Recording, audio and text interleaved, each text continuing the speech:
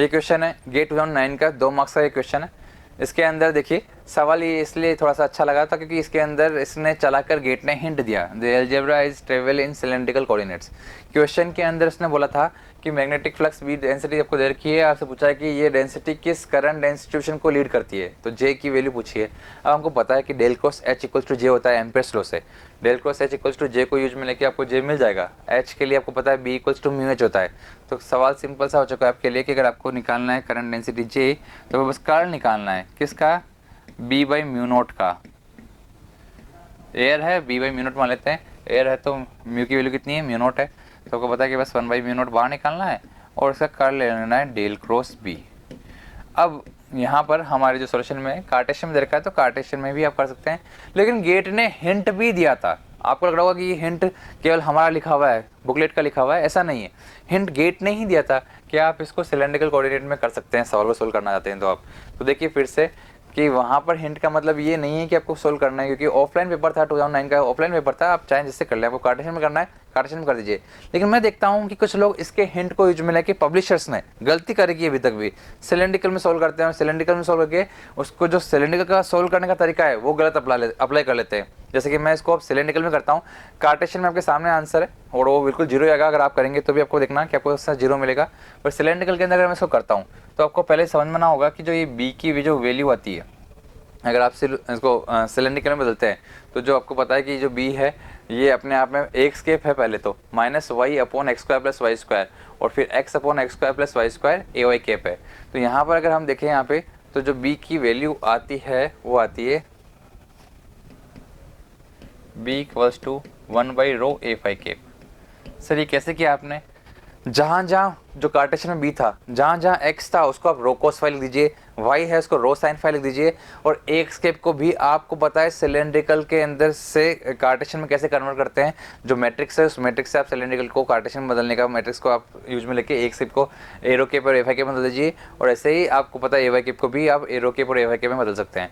तो पूरा कार्टेशियन को बदल के ए फाई केप में बदलेंगे और आप में जो कट पिट रहा है उसको कट पिट कर देंगे और लास्ट के अंदर cos square theta plus sine square theta को 1 लेते हुए देखेंगे तो 1 by rho A phi cap simple सा आंसर आएगा। सिलेंड्रिकल में इतना सिंपल सा आता है, ये भी अपने आप में एक पार्ट है जो कि हम क्लास में भी लेते हैं। तो पहले तो कार्टेशियन को सिलेंड्रिकल में बदलना आना चाहिए। अब जो सवाल ने क्या कहा वैसे करते हैं, अभी भी काम कुछ नहीं है। अब आपसे जे पूछा है तो हम यही काम कर देंगे कि sir 1 by mu naught del cross B होगा। तो डेल क्रॉस बी के लिए क्या करते हैं, तो सर वो ये करते हैं कि A rho cap, A phi cap, A Z cap, good, del by del rho, del by del phi and del by del Z, good. और यहाँ पर जो है एरो केप की वैल्यू 0 0, ये होना चाहिए।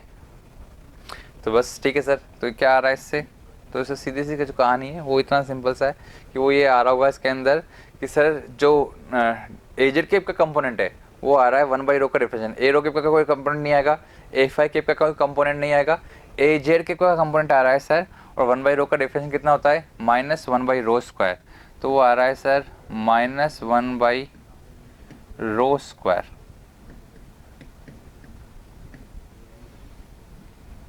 एजेड केप ये जे आ रहा है करंट डेंसिटी, रोज का आप बोल सकते हो कि यहाँ पे 1 upon X square plus Y square, यानी कि minus A Z cap X square plus Y square और 1 बाई म्यू नोट का आप बाहर ले लीजिए। ये आंसर उनका आता है और वो पब्लिशर लोग इसका आंसर ये ही टिक कर देते हैं जो इसके अंदर आंसर होता है। माइनस के अंदर बी की वैल्यू जो कांस्टेंट बी नोट भी है तो B naught by mu naught तो बाहर ले लेते हैं, और शायद ये जो ए आंसर है वो ए आंसर उन्होंने टिक कर रखा है कुछ पब्लिशर ने, जो मैंने देखा था। और हमारे टाइम में होता है उन्होंने सही कर दिया हो, बहुत टाइम तक उन्होंने इसका आंसर ए दिया था, और वो फेमस पब्लिशर है, मतलब हर एक के पास होता है वो पब्लिशर, और वो लोग इस तरह से गलतियाँ कर की, बहुत गलतियाँ कर की थी। धीरे धीरे हो सकता है कि आप लोग कुछ लोग सही कर रहे हैं अपने आप को, अदरवाइज इस तरह की मिस्टेक्स कर की। आपको कहता हूँ इसका आंसर ए रॉन्ग है, क्योंकि अगर आपको सिलेंड्रिकल से करना है, आप जानते भी बहुत से लोग, तो सिलेंड्रिकल से करना है तो सर सिलेंड्रिकल वाला फॉर्मूला पूरा अप्लाई करिए। सिलेंड्रिकल वाला फॉर्मूला होता क्या है सर, जे इक्वल्स टू, आपको del cross B by mu naught करना था, बहुत अच्छी बात है। तो आपको पता है कि B naught by mu naught, B naught तो कांस्टेंट था, और जो अंदर बी बचा था वो क्या था सर, डेल क्रॉस, वो जो बी है वो है 1 by rho A phi cap. अब सिलेंड्रिकल का जो होता है, सिलेंड्रिकल का आपको पता होना चाहिए कि जो डेल क्रॉस वेक्टर ए होता है वो होता क्या है, 1 अपॉन H1 H2 H3 बार होता है, 1 बाई रो यानी बार होता है, फिर ए रो केप, फिर केवल ए फाई केप नहीं, रो ए फाई केप, फिर ए जेड केप, फिर डेल बाई डेल रो, फिर del by del phi and then del by del Z. उसके बाद ये A rho and rho into A phi component and then A Z component, ये पूरा formula है। तो आपको पता है जब हम यहाँ अप्लाई करेंगे तो ए फाई का वाला कंपोनेंट ही से हमारे पास 1 बाई रो, तो यहाँ पे क्या आएगा, ये केवल अकेला 1 बाई रो नहीं, रो इंटू 1 बाई रो, तो रो से रो कैंसिल आउट हो गया, क्या बचा, कुल मिला के कॉन्स्टेंट 1 बचा, ये सब तो जीरो ही है। तो जब आप डिफरेंशिएट करेंगे इसको, हमारे जो पिछली बार था ए जेड के वाला डिफरेंशिएट करेंगे आप, तो 1 का डिफरेंशिएट भी कितना आएगा, जीरो। पिछली बार 1 बाई रो था, तो 1 बाई रो का डिफरेंशिएट कितना आ रहा था, -1 बाई रो स्क्वायर, पर अब की बार 1 का डिफरेंशिएट कितना आएगा, जीरो। तो फाइनली क्या आ जाएगा, जीरो। तो आंसर क्या आएगा, जीरो। कार्टेशियन से भी जीरो ही आंसर आ रहा है, आपको पता है कार्टेशियन से भी आंसर जीरो आ रहा है और उसका राइट आंसर भी जीरो ही है, तो उसका आंसर होना चाहिए जी, सी, जीरो। तो ये इस क्वेश्चन का आंसर था। Thank you.